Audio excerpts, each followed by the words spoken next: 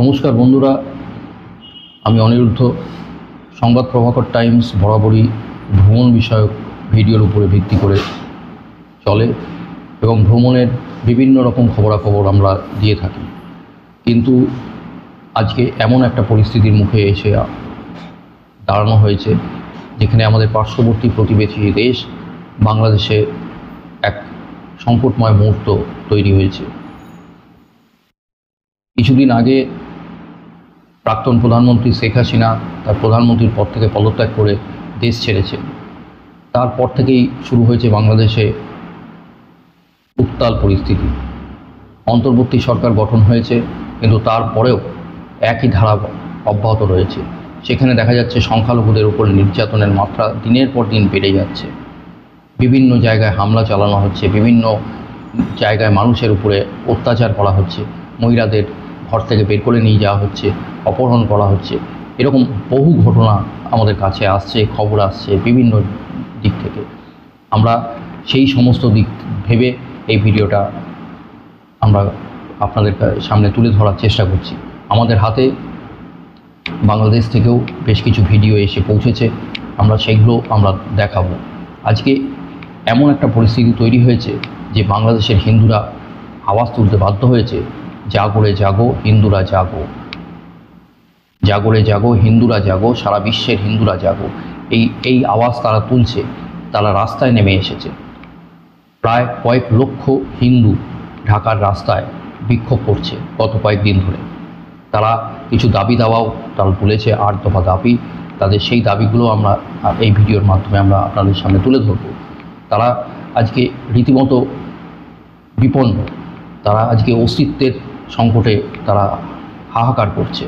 তাদের এই পরিস্থিতি আজকে এমন একটা জায়গায় পৌঁছেছে, তারা আজকে আর পারছে না। আজকে সেই অবস্থার মধ্যে পড়ে আজকে তারা এই জায়গায় আন্দোলনের সামিল হয়েছে, তারা রাস্তায় নেমে এসেছে। 1971 সালে বাংলাদেশ স্বাধীন হওয়ার পরে কলকাতায় ব্রিগেড প্যারেড গ্রাউন্ডে দাঁড়িয়ে বাংলাদেশের বঙ্গবন্ধু মুজিবুর রহমান সেই সময় বলেছিলেন যে পাকিস্তানের নরপশুদের হাতে আমাদের বাংলাদেশিরা নির্যাতিত হচ্ছে, ঘরছাড়া হচ্ছে, অত্যাচারিত হচ্ছে। আজকে পাকিস্তানের নরপশুরা নেই ঠিকই, কিন্তু তবুও আজকে বাংলাদেশ স্বাধীন বাংলাদেশেও কিন্তু সেই একইভাবে বাংলাদেশের হিন্দুরা, বিশেষ করে হিন্দুরা, তারা আজকে অত্যাচারিত, ঘরছাড়া, নির্যাতিত হচ্ছে। তারা এতটাই বিপন্ন, তারা বাধ্য হয়ে দেশ ছাড়ার কথাও ভাবতে শুরু করেছে। তারা সীমান্তে এসে লাইন দিয়ে দাঁড়িয়ে রয়েছে। তারা করছে যে জয় শ্রীরাম ধ্বনি তুলছে, তারা ভারতে ঢোকার জন্য চেষ্টা করছে। যে তারা দরকার হলে তারা বলছে আমাদের এখানে গুলি করে মেরে ফেলো, তবু আমরা ওখানে ফিরে যাব না, আমরা ভারতে যেতে চাই। তারা ভারতে আসার জন্য তারা অধীর আগ্রহে অপেক্ষা করছে। কিন্তু বাংলাদেশের হিন্দুরা তারা রাস্তায় নেমে তাদেরকে ফিরিয়ে নেওয়ার জন্য বলছে যে এই দেশ আমার, এই দেশ আমার, এই আমার মাটি, আমার মা, এই দেশ ছাড়বো না। এই স্লোগান তারা তুলছে। সেদিনের ব্রিগেড প্যারেড গ্রাউন্ডে দাঁড়িয়ে বঙ্গবন্ধু মুজিবুর রহমান কি বলেছিলেন একবার শুনে নেওয়া যাক। শুনুন তার।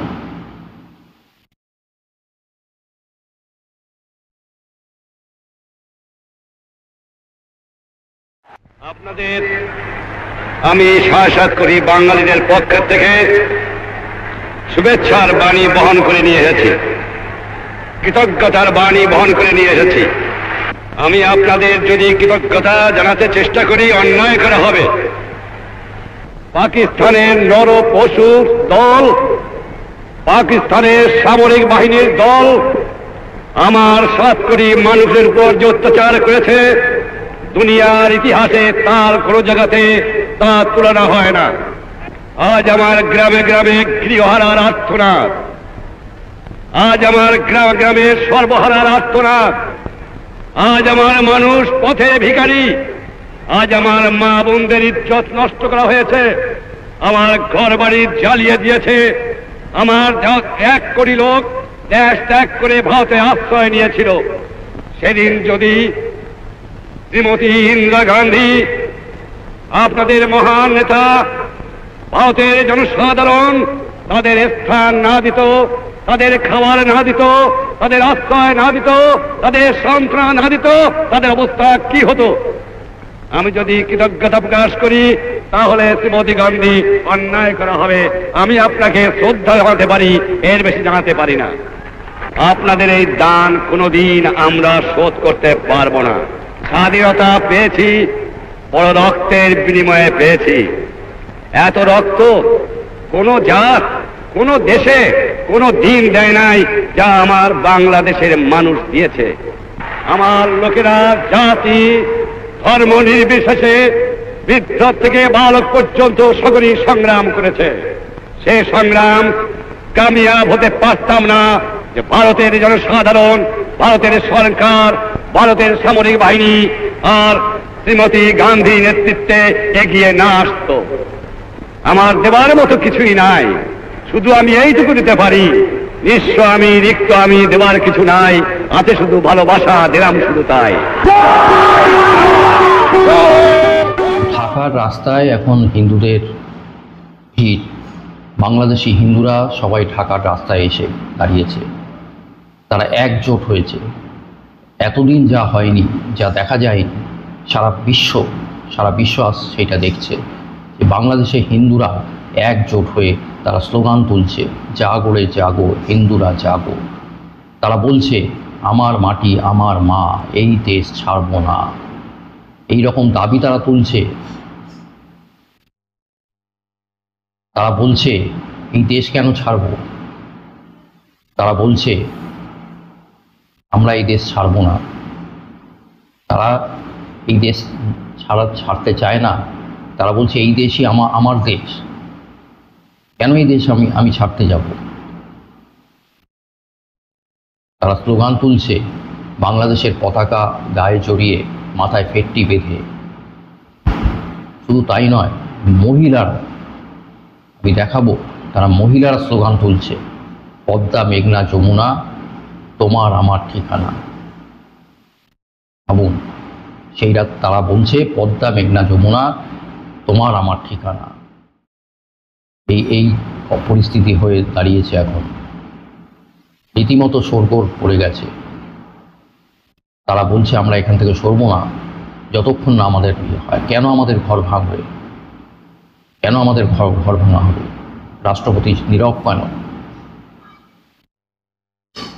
সারা বিশ্বে নীরব কেন? অন্যান্য সমস্ত দেশের, সমস্ত বিশ্বের হিন্দুরা নীরব কেন? জাগো রে জাগো, হিন্দুরা জাগো, এই স্লোগান তুলে তারা সরব হয়েছে। মহিলারা স্লোগান তুলছে, মহিলারা একজোট হয়েছে। সমস্ত মহিলা পুরুষ একজোট হয়ে সেই আন্দোলনে সামিল হয়েছে। এক অন্য বাংলাদেশের অন্য চিত্র দেখা যাচ্ছে। তারা এতটাই বিপন্ন, এতটাই মরণাপন্ন যে বাধ্য হয়ে তারা এই পরিস্থিতির মুখে এসে দাঁড়িয়েছে এবং এই আন্দোলনের মুখে দাঁড়িয়েছে। এই আন্দোলন করতে তারা বাধ্য হচ্ছে। স্বাধীন বাংলাদেশে দাঁড়িয়ে বাংলাদেশের হিন্দুদের এই পরিস্থিতি।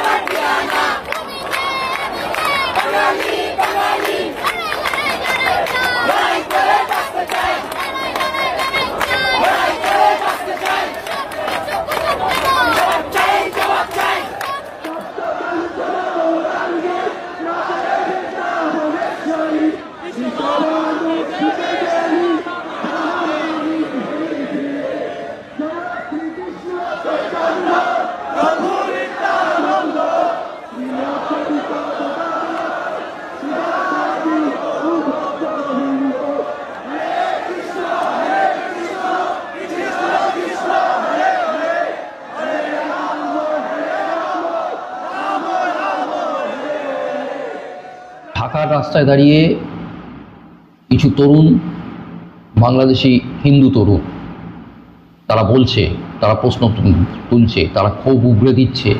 তারা বলছে এই দেশেই আমি জন্মগ্রহণ করেছি, এটা আমাদের 14 গোষ্ঠীর দেশ, আমরা উড়ে আসি নাই, কেন আমরা ভারতে চলে যাব? হ্যাঁ, এইভাবেই তারা বাংলাদেশের রাস্তায় দাঁড়িয়ে বাংলাদেশের পতাকা জড়িয়ে তারা ক্ষোভ উগড়ে দিয়েছে। নিজের দেশের প্রতি ভালোবাসা জানিয়ে তারা বলছে কেন আমরা ভারতে চলে যাব? এই দেশ কি আমার নয়? কেন আমরা ভারতে চলে যাব? কি বলছে শুনুন। আমরা এই দেশে জন্মগ্রহণ করেছি, এই দেশ আমাদের 14 গোষ্ঠীর দেশ। আমরা এখানে উড়ে আসি নাই। কেন আমরা ভারতে চলে যাব? এই দেশ কি আমার না? আমরা বাঙালি জেগে উঠেছি, আমরা হিন্দু জেগে উঠেছি। যেই মন্দির ভাঙতে আসবে তাকে একবারে ভেঙে গুড়ে চুরিয়ে দিবেন। আমরা চাই আমাদের সংখ্যালঘু একটি কমিশন গঠন করা হোক এবং এই সংখ্যালঘুর উপর যেই নির্যাতন হচ্ছে সারা দেশব্যাপী সেটার তীব্র প্রতিবাদ হোক এবং যারা এই সংখ্যালঘু নির্যাতনের সাথে জড়িত প্রত্যেককে খুঁজে বের করে আইনের আওতায় শাস্তি দেওয়া হোক। আমরা দেখতে পাই যখনই কোনো সরকারের পতন হয়, যখনই কোনো সরকার পদত্যাগ করে বা যখনই রাষ্ট্রের কোনো সরকার বদলি হয়, তখনই বেঁচে বেঁচে সংখ্যালঘুদের উপর নির্যাতন করা হয়, হিন্দুদের মন্দির ভাঙা হয়, হিন্দুদের নারীদেরকে ধর্ষণ করা হয়, হিন্দুদের সম্পত্তি দখল করা হয়, আর হিন্দুদেরকে বলা হয় তোমরা ভারতে চলে যাও। কেন আমরা ভারতে চলে যাব? এই দেশ কি আমার না? আজকে আমি একজনকে দেখেছি তার পুঙ্গ সন্তানকে নিয়ে এই প্রতিবাদে আসতে, আর বলেছে বাবারে আমরা হিন্দুরা কি আমার সন্তানের মতো পুঙ্গ হয়ে গেল? আমি বলতে চাই মা, আমরা পুঙ্গ হইনি, আমরা বাঙালি জেগে উঠেছি, আমরা হিন্দু জেগে উঠেছি। জয় শ্রীরাম, জয় শ্রীরাম, জয়।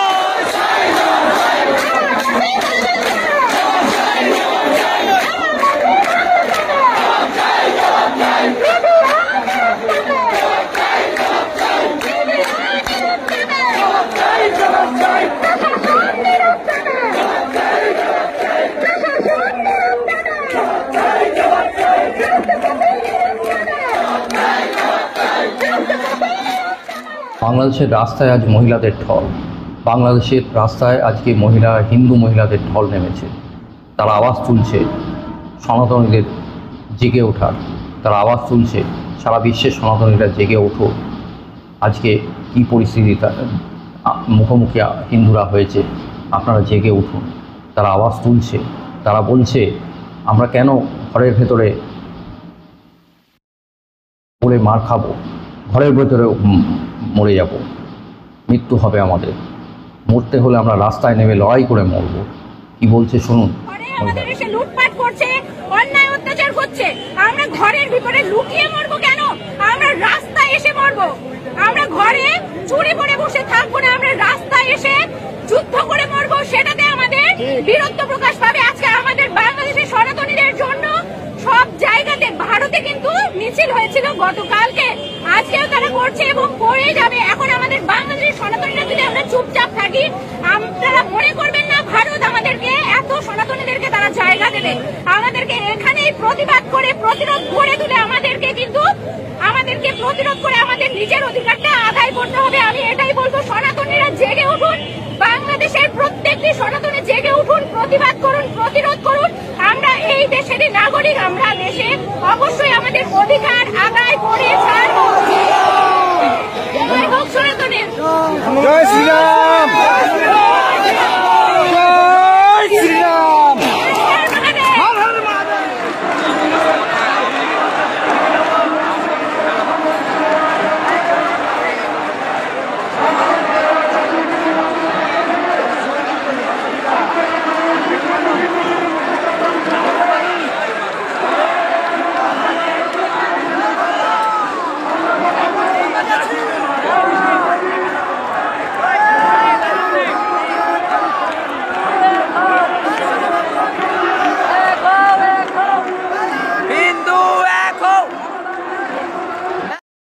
লক্ষ লক্ষ হিন্দুরা বাংলাদেশের রাস্তায় আছে।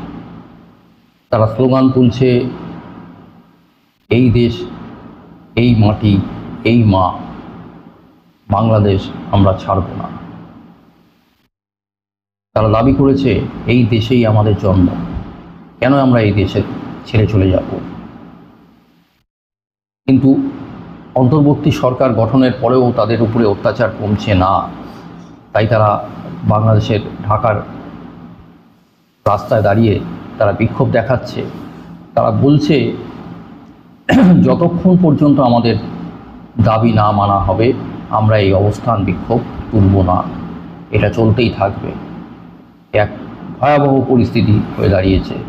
এখন দেখার বিষয় যে তাদের দাবি কি আদৌ পূরণ হবে সেটা সময় বলবে।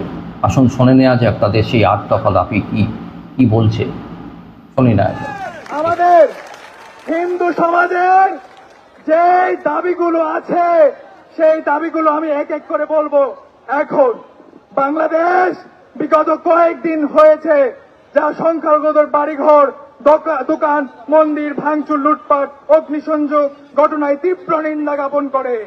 আমরা সাধারণ হিন্দু শিক্ষার্থীরা বাংলাদেশের বর্তমান অবর্তমানকালীন সরকারের নিকট কয়েকটি দাবি পেশ করেছি। আমাদের দাবিগুলো হলো: ১.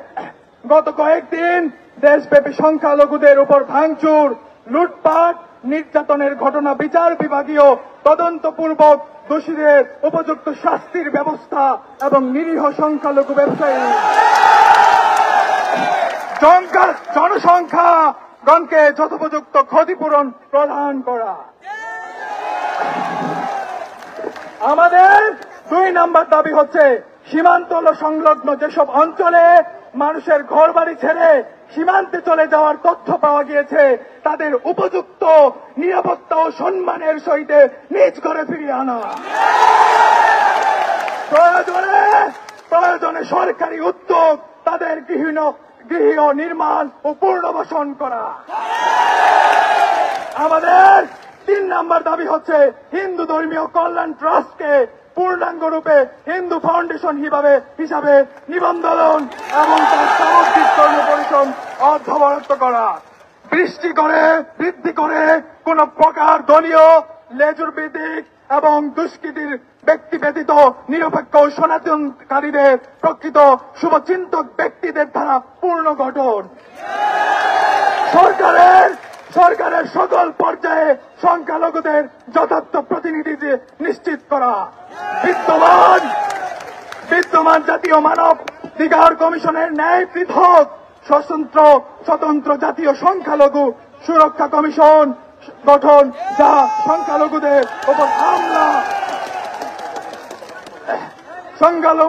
উপর হামলা নির্যাতনের ঘটনা নথিবদ্ধ করে আইন প্রক্রিয়ায় সহায়তাপূর্ণক ন্যায় বিচার প্রাপ্তিতে সাহায্য করা। সংখ্যালঘুদের বাড়িঘর, ব্যবসা প্রতিষ্ঠান, ধর্মীয় স্থাপনায় বিশেষ নিরাপত্তা প্রদান এবং আক্রমণের ঘটনায় যথার্থ পদক্ষেপ গ্রহণ করা। পরিস্থিতি পূর্ণরূপ স্বাভাবিক না হওয়া পর্যন্ত সেনাবাহিনীকে এই ব্যাপারে দায়িত্ব প্রদান করতে হবে। বিশেষ সংখ্যালঘু সুরক্ষা আইন প্রণয়নের মাধ্যমে বিশেষ গুরুত্বের সাথে সংখ্যালঘুদের মন্দির, ঘরবাড়ি প্রতিষ্ঠা, ভাঙচুর, লুটপাটের দ্রুততম সময়ে বিচার ও দৃষ্টান্তমূলক শাস্তি গ্রহণ করাতে হবে। ৮ নম্বর, সংখ্যালঘুদের ধর্মীয় অনুষ্ঠান, উৎসব নির্বিঘ্নে যথাবিধি পালন হওয়ার ব্যাপারে উন্মুক্ত নিরাপত্তার নিশ্চয়তা প্রদান করতে হবে। প্রিয় সম্মানীয় আমার ভাই বন্ধুরা, আমরা যতক্ষণ পর্যন্ত এই জিনিস আমরা না পাবো, আমরা যদি এক থাকি সবকিছু সম্ভব, আর আমরা যদি ভেঙে যাই কোনো কিছুরই সম্ভব হবে না। এখন আমরা আমাদের দাবিগুলো নিয়ে আমরা আগাতে থাকবো, আর সরকারকে বলতে থাকবো, রাষ্ট্রপ্রধানকে বলতে পারবো, এবং আমরা দেখি কতটুক দূরে যেতে হয়। আগামীকাল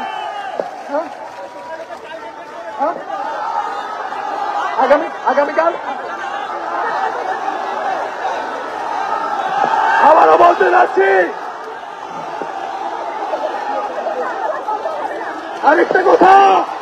আরেকটা কথা সবার উদ্দেশ্যে বলতেছি, আমাদের দাবি পূরণ হওয়ার আগ পর্যন্ত আমাদের আন্দোলন কিন্তু বন্ধ হবে না। যতক্ষণ পর্যন্ত আমাদের দাবি পূরণ না হবে ততক্ষণ পর্যন্ত আমরা রাস্তা ছাড়ছি না। এবং আগামী 3টায় এবং আগামীকাল 3টায় আবার আমরা একই জায়গায় সমাবেশ করব এবং এই জায়গায় আমরা সবাই একত্র স্থাপনা তৈরি করব। সবাইকে ধন্যবাদ।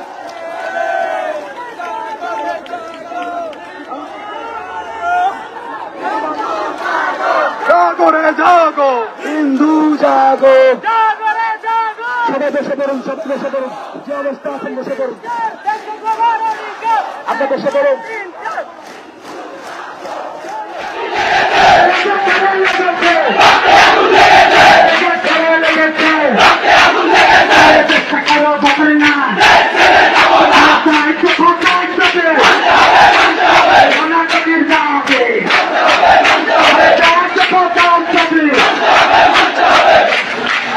আমার